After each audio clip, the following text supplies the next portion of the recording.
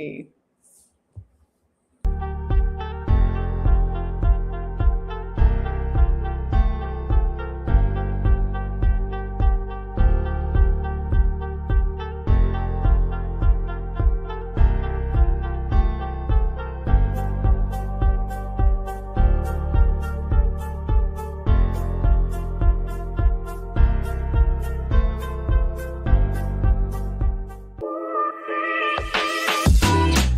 Welcome to Dental Unscripted.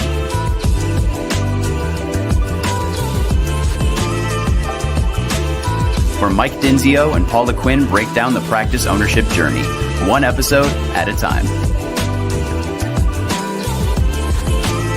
Starting up, buying, and running a successful dental practice.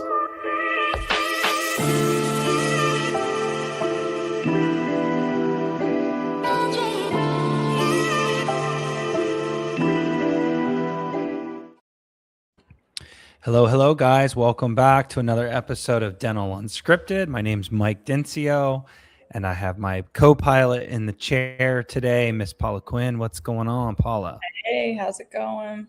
We have a topic today that is just you and me spitballing on something that comes up almost every single time we go into a dental office, and I think it's really interesting that this topic creates this kind of energy. It creates I don't know, it creates a lot of dialogue. Like, it's just really interesting, and so I'm excited to cover this topic today. But before we get into that, guys, just please like, subscribe.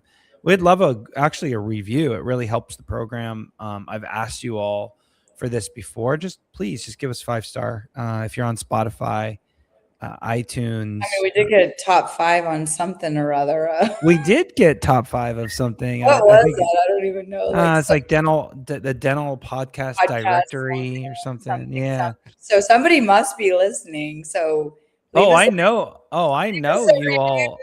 You know, anything helps. So. I know they listen because I hear it every day when you all call and try to get, not try to get, but call us and ask us questions and potentially have us be your consultant. But it'd be nice if you could just take that extra step real quick and hit that little star. So we ever put that in the below our podcast and anything? We should make it easy. We on our email signature or something. No, like even when we're live and then we. In the description. Yeah, because we always talk about making it easy for people. You know, people have to go look for stuff. They're not. Yeah, we should do that. It might be in the description. I don't know, folks. Go look at the description. Tell me. Shoot me an email. You should know. I should know, but I don't know, Paula. Thanks for calling me out. So today's topic is all about, should your team know the numbers? And if you're driving into work right now or whatever, listening to this in the gym, you whatever your thing is with these podcasts, you're thinking right now, yeah, of course they should. What a silly question. Should your team know the numbers? The answer is of course. But I'm going to tell you right now, 9 out of 10, if not almost 10 out of 10 of our clients who own practices are not sharing the numbers with their team. And so we're going to kind of break this down as to why it's important to share the numbers and which numbers each team member should probably be looking at. And so that is the topic today. Should your team know the numbers, and how do you roll them out? So, Paula, you once did a training more recently on this next generation as to what motivates these young workers, and like the Gen Zs. Mm-hmm. So I guess I'm just going to ask, like how important is explaining the numbers to the team or actually having a daily conversation about it to these young folks? Do they even care? And it's not just the young people, it's the whole team. But I guess I want you to take it a little bit deeper than that. Well, I think it's how you present it. If you just told them, do you want to know the numbers? They probably don't care, but the purpose or the why behind it, I think, is what's important. It's, you know, numbers tell a story, and the story is how great of care are we taking of our patients? How much do our patients like us that they're getting back and trust us and value us that they're getting back on the schedule? I joke all the time, and I'm like, nobody cancels on their hairdresser. As a matter of fact, I have right before this podcast, I was looking, and my friend's birthday's coming up, and she asked us to go to brunch, and then she's like, "Oh, but I have a hair appointment, so it has to be there's it has to The be." hair play. And I'm thinking nobody does that for dental. Oh wait, I have a dental appointment. You Yeah. know, Yeah. maybe a teeth cleaning, but Yeah. so I think, That's funny. again, I was joking. Do they trust us? Do they value us? Do they respect what we bring for their overall and oral health? So I think, that's number one. I think we don't want our patients running around with cavities. I mean, heaven forbid they have an emergency and go to a different practice and they're like, "Hey, do you know you have periodontal disease, or you got 10 bad teeth?" And they're like, "What? Why didn't my dentist tell me? Why didn't they tell? I didn't even know it was that important." I was coaching an office the other day, and it's the whole truth and nothing but the truth. Whole tooth and nothing but the tooth. She's on a roll today, folks. Patients don't hear what you say as much as you. I have patients all the time say, "No, the doctor didn't even do an exam. No, he didn't do an oral. No one took x-rays on me." And you're like, "What? We did. It's in your clinical notes." But you almost have to over exaggerate what's being done, what they need. And we feel as dental professionals that they might think we're salesy, or they might think we're, so we almost like, "Oh, you have a little cavity and we should get that done soon." They actually don't hear it at all. They hear it's not important. Mhm. So anyways, numbers, represent that. And I also think, like, investing back in the practice. If I'm a doctor and I have all this overhead, do I need to share that with my team? Absolutely not. But what I need to share with them is, what do I need? Okay, oh great, you want a new Cavitron, you want a new laser, you want a new Statum, you want new whatever wallpaper on the bathroom, because it's embarrassing, whatever it is. Okay, well, right now we're making enough to open the doors and for me to pay your wages and the overhead and the practice and the rent. I really can't spend the money to fix this place up, because I need to make a little bit of money. I need to, Yeah. I also have kids and a house and a car. So, and nobody feels sorry for the dentist ever, just so you know, dentist, nobody ever feels sorry for you. Mhm. So I think it's important to share the numbers so they can understand, maybe not exactly what your overhead is, but if we don't make 100,000, that doesn't even pay our bills. So in order for me to reinvest in our practice and me to Mhm. get you the equipment or the tools or the nice wallpaper, we've got to Mhm. be at least 110, 120, whatever that is. Yeah. That is a meaning. People want a purpose. They want to know why. They want a purpose. They want something to work toward. Mm. That's something to work toward. I want a new laser. That's something to work toward. I am embarrassed by the guest or the patient bathroom. That's something that might, make me excited. I want to go to the state CEs, and doctor could pay for it. How can I ask him or her when we're barely making ends meet? But Well, when I think the team just assumes that, oh my, oh, it's happening. The I team assumes that the doctor is making tons of money just by I'm about to mute you, Paula.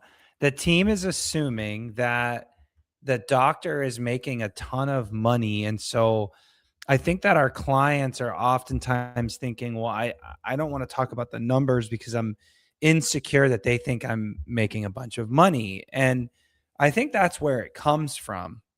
The cold hard truth is that most of our clients, doctors, aren't making a ton of money. I mean, some are, of course, don't get me wrong, but like they don't want to talk about it. They don't want they don't want that to be a thing. And I think so for that reason, they don't talk about any numbers. And so when we walk into offices and we start talking about production goals, reappointment rates, treatment acceptance, all perio percentages, all the things, like the team actually gets really excited. And it's kind of cool to see that the team just all of a sudden opens up and wants to be part of the numbers. I always find it interesting that our clients don't like call us after the team meeting and say, oh my God, that was amazing. They actually do care and want to hear the numbers. It's like, I've made this analogy 100 times. I'll say it again. When Alexander started soccer and they were just kicking the ball around and kind of playing keep away, all the team member, all of the players were just kind of clustered. The minute the coach put red jerseys on one half and yellow on the other and said, okay, your goal's there and your goal's there, the game totally changed. So now that the team knows where they're going, it was fun to watch. And it's the same thing with dental practices. The team wants to impress the owner. The team wants to hit goals if you give them goals. And so that's a whole nother conversation, is like, is your software working and are all the numbers accurate? It's a different story. But this is just the concept of team wants to know. They do. Start talking about it and don't be afraid of numbers. Now, profit, again, is off limits. We're not talking about profit. We're talking about production goals, collection goals, all the KPIs. So I just think that people want purpose, and you got to give them something to go to, like the soccer team. Okay. So your is there an amber alert over there? Is everything okay? No, I don't know how. It's probably because it was my daughter. She gets through my focus because, it can. So is your daughter Amber Alert now? Is that what's happening? No, so I hit it and it literally called the emergency, and I was freaking out because it was dialing 911, and I was like, I'm trying to pretend like I'm focused, and I'm dialing 911 as we're sitting here having a podcast. So it's all good. So we've had episodes before about what KPIs should we track, but I do want to get a little bit granular. So now that we know, is there anything else to add about why it's important for team members to understand the goals other than they need the purpose before we get into what they should be tracking? Well, I think you said it. It's purpose, and we want to help you get there. And like you said, your son, we don't know where the goal is. We don't know which way to go. I always say we're all individuals. If we have experience, we're all individuals on an island doing our own thing. If we don't know what the purpose is, we don't know what the goal is. So I'm good at what I do. I'm just going to do what I do. But if you say, hey, Paula, if you do this will help us get there. I'm like, absolutely. But if not, I'm just going to do what I know how to do. And it's, you said it, like, this next generation, they do need purpose. And you taught me this. And if you tell a Gen Z, hey, I want you to hit this percentage of a reappointment, and that's it, they're probably not going to do it. If you tell a Gen Xer, even some older millennials, hey, I need you to hit this percentage, they will, just because the boss asked them. 100%. The younger you go down from kind of like a older millennial and down, purpose matters the most. So we talk about numbers. Hey, this is the number, hit it. Let's start talking about it. Just ask them to a younger gen, that it's not going to work, but it's the why and the purpose behind it. So I think any numbers that you guys decide to start talking and incorporating into your office, you have to hit the nail right on the head as to why this number matters. And Paula, you said it best. Numbers reflect the care that you give the patient. So again, if hygiene reappointment rate is, if our goal is 90% to reappoint hygiene, that's the number. And you just say it. Gen X, that's good. Consider it done. Gen Z is going to be like, why 90%? Like, well, it's because we care about our patients and we don't want them to go too long without and blah, blah. What are the consequences of that and the whole thing? So yeah, numbers are just a story. It's is it good? Is it bad? If it's bad, why? What do we need to do? It's not like, oh my gosh, you didn't hit that, you're all fired, or oh my gosh, you didn't hit that, you're a bad team. Whenever we don't hit something, it's a system. It's usually a break in the system, not a break in the person. So it just means we need to all get together and figure out where that break in the system is. By the way, the Amber Alert was okay. Update on the Amber Alert. Update on the Amber Alert. Outfit because she's going to an event. She wanted to know if it was cute or not. Got well, it's funny when you said Amber Alert, I'm like, she pushed something to get it all through, and then I go, are you okay? And she goes, yeah, this outfit. And then she sends me the well, I mean, we've got these our marketing guy said you got to start using more things. So when I heard that, I was like, oh. But that's what, well, I didn't do that at first, but then when you said, is that an Amber Alert? I'm like, and I declined her. I'm like, maybe I should make sure she's okay. Well, she's okay. I mean, she's for, okay? for a Zennial, it probably is not an Amber Alert, but an emergency. Got it. Okay, so let's talk about each department. So what are the numbers for each department? And I know that's a loaded question, but let's not get crazy with this. Let's just give maybe enough to tease the audience and bring it down. So let's start with the front. Let's start with the front office. Sharing numbers is one thing, but giving the front these goals can really move the needle. So I've got a couple ladies first. What are your numbers at the front that you're liking? You know what's funny is I just did right after all of these, I have a meeting on we don't tell our team it's called performance evaluations, but basically performance evaluations, right? Yeah. And the things that I put on there are the cancellation and no-show, so appointment confirmation rate, treatment acceptance rate, and then probably the biggest is kind of like there's so much that goes into it, but like a production goal, like scheduling to goal, I guess I should say. And then you said front office, right? Yeah. Am I just making shit up? Okay. And an overall collection rate. The thing about collection rates that I've learned over the years is, we do week to week KPIs and it kind of goes like this, like 1 week, it's like 60% and you're like, wow. It's like they're on point, yeah. But all of a sudden you'll see a trend and all the checks kind of come at a certain time and then it'll go like back up. So I would say, production, of course, because we have to fill the schedule. If we don't produce, we can't collect. So production, collections, because we produce, we don't always collect. So we have to, that has to come. And then for me, the cancellation and no shows, because that reflects creating value, creating that system of our office policies and being able to have that difficult conversation up front to keep the schedule full. Yeah. And then I'm missing one. I think overall, just reappointment rate, overall and case acceptance, because even though case acceptance is partially the entire team's responsibility, because if you don't create value in the back, I'm not a magician. Yeah. And if that was bad as a front office person, I would be meeting with my clinical team and saying, hey guys, I feel like I'm following up. Nobody's rescheduling. What does it look like back there?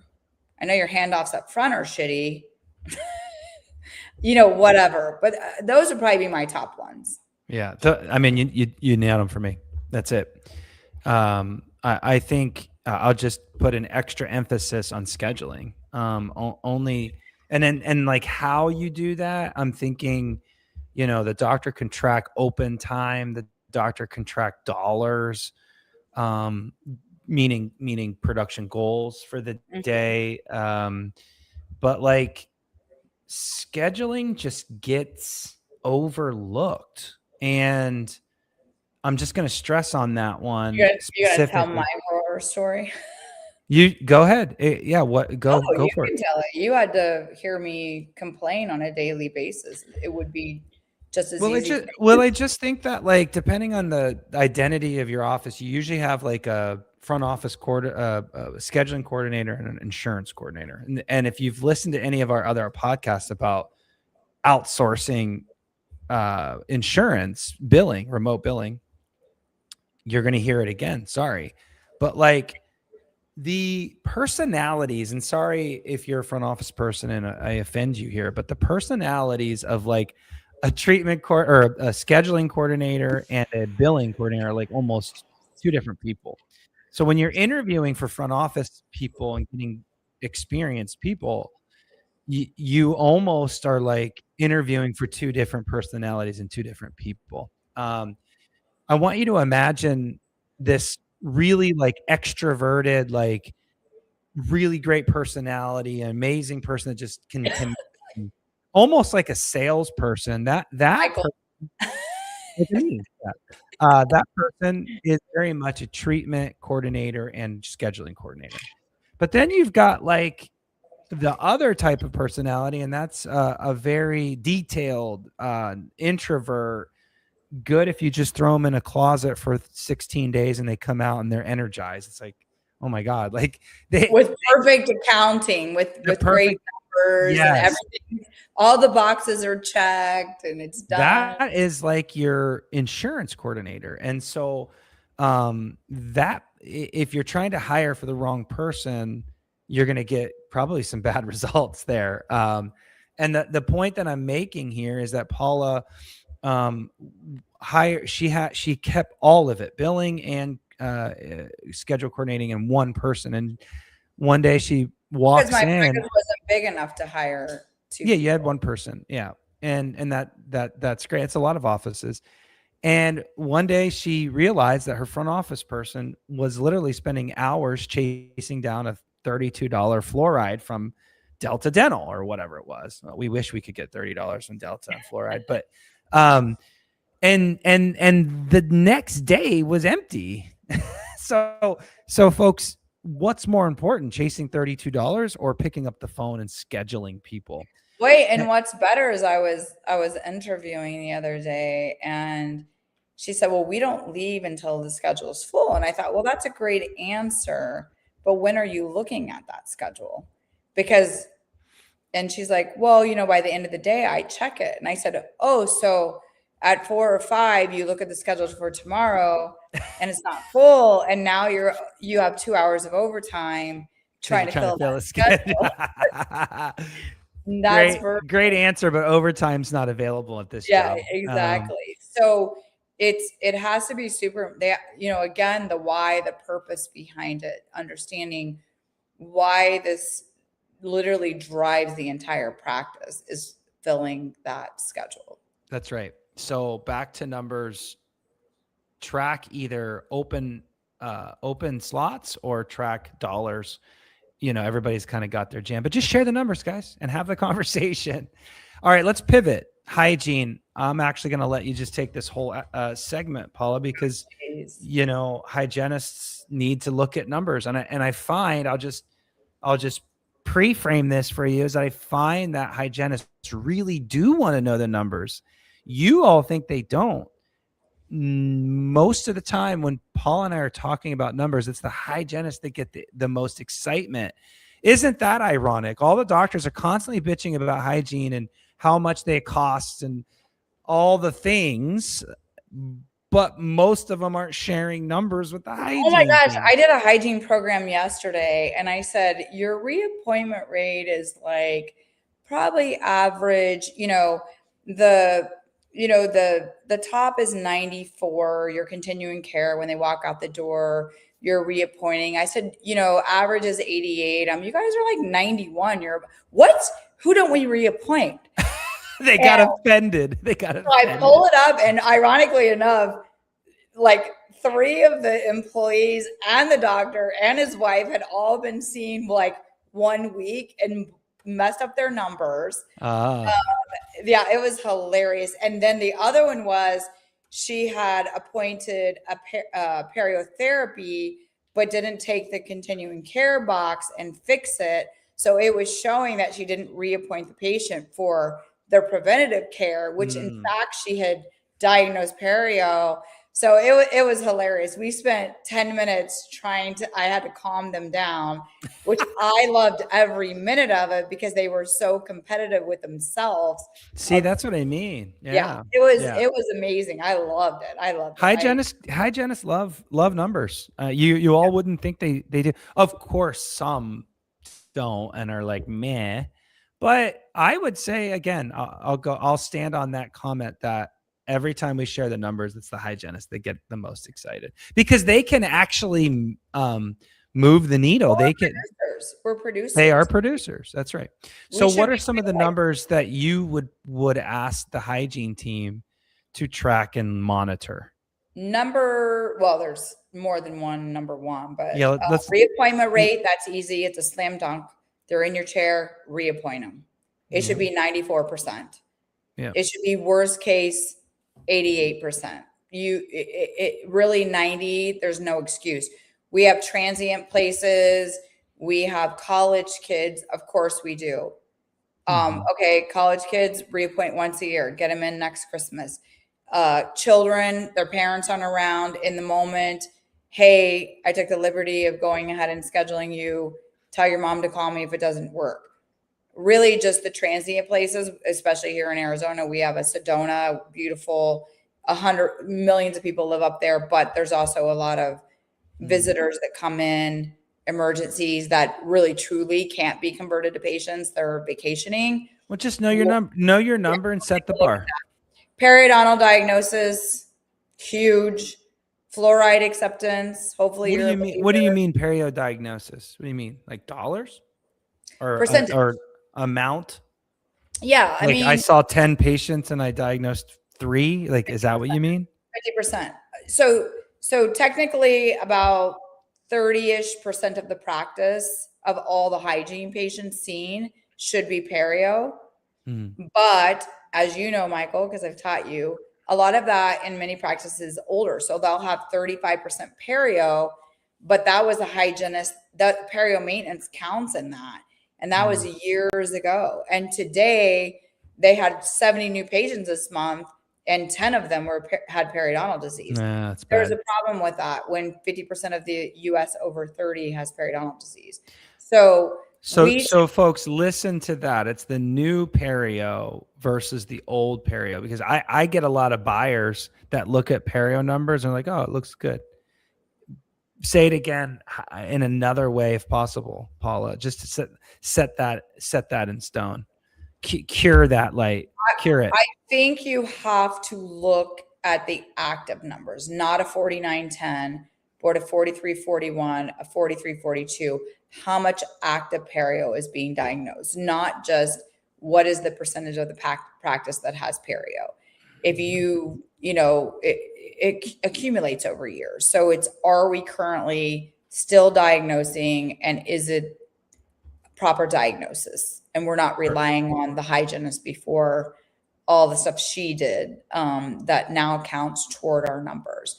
Fluoride acceptance, if you believe in that, 80% for adults. We're really good if we're a pedo, or if we've got a lot of children. It's a covered service typically. So it's easier to diagnose when insurance is paying 100%.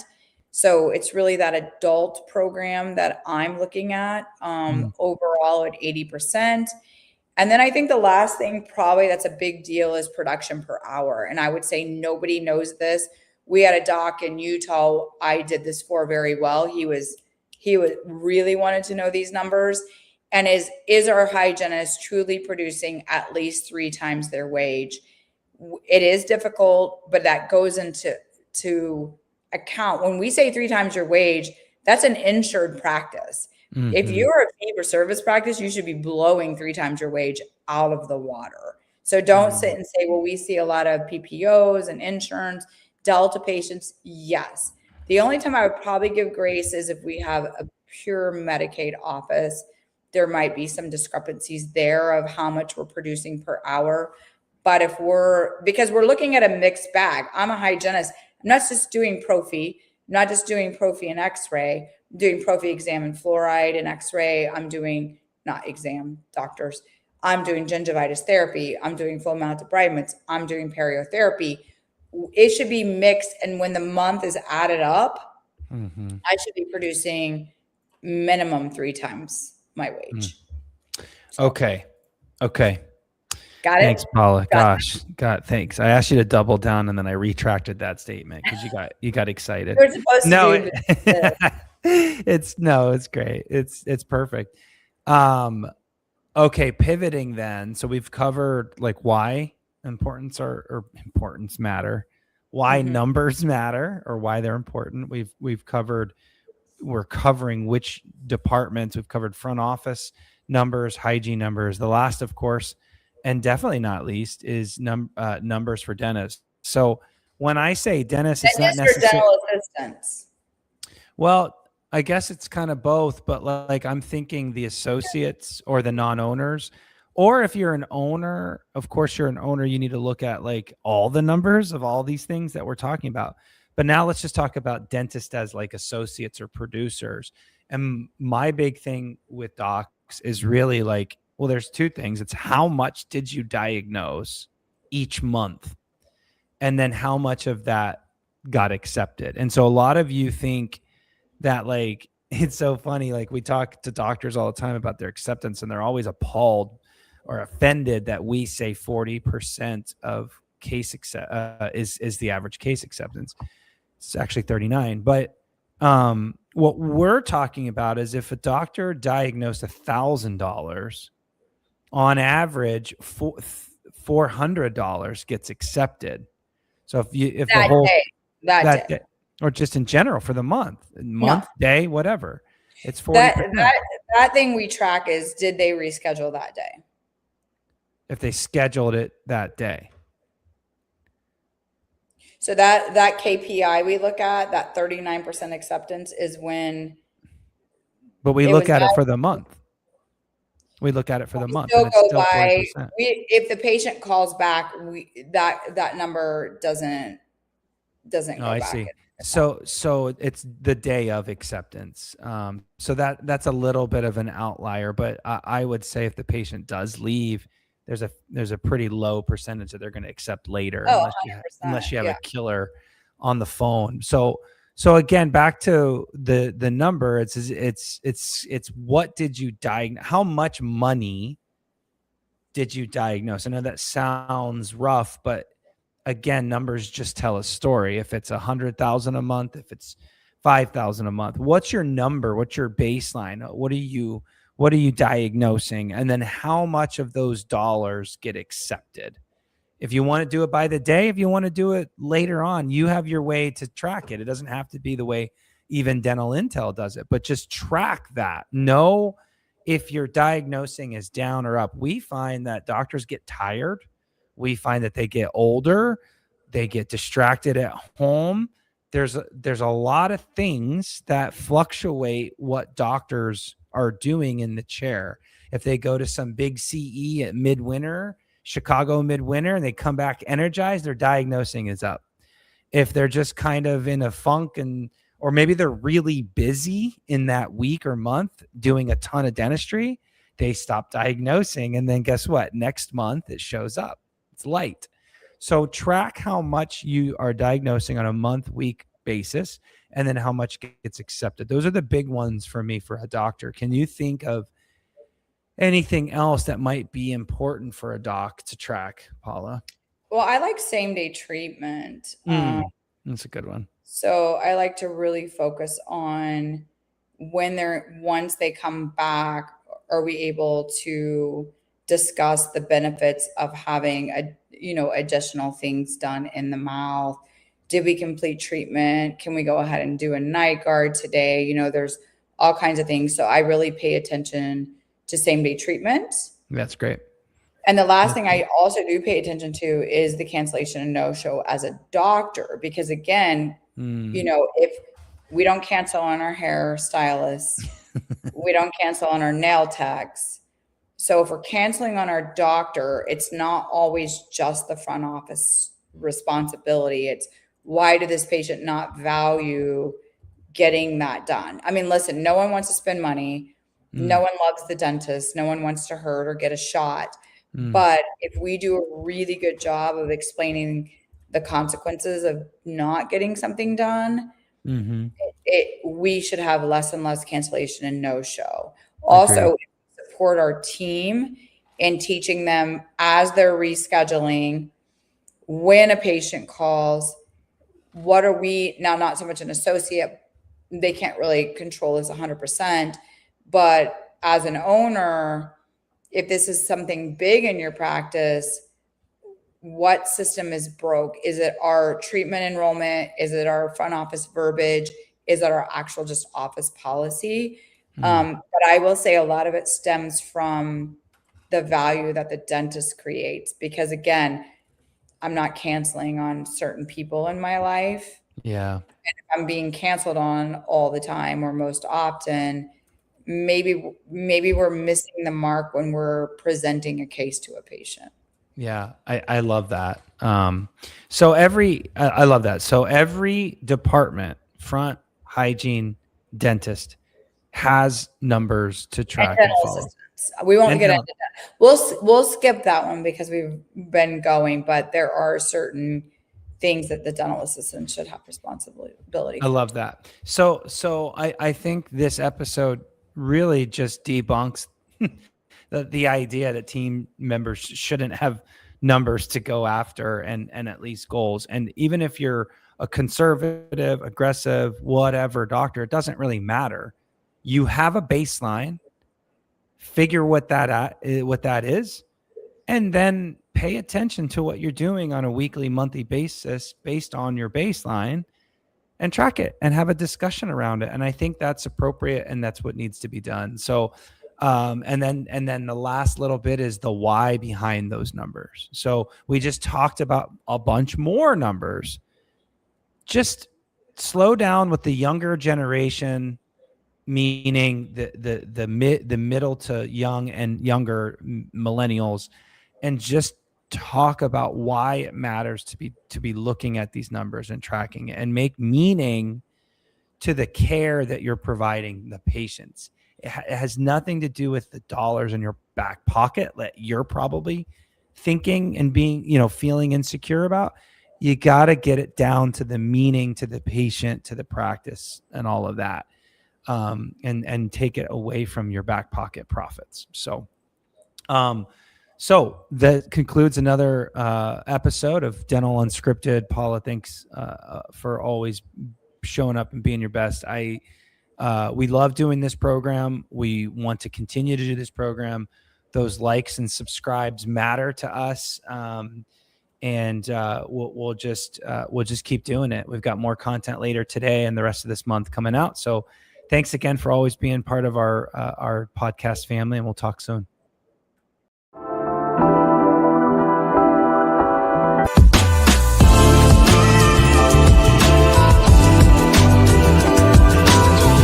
Thanks for listening. Let us know how you like the show. Rate us on Apple and Spotify. Subscribe and follow for more.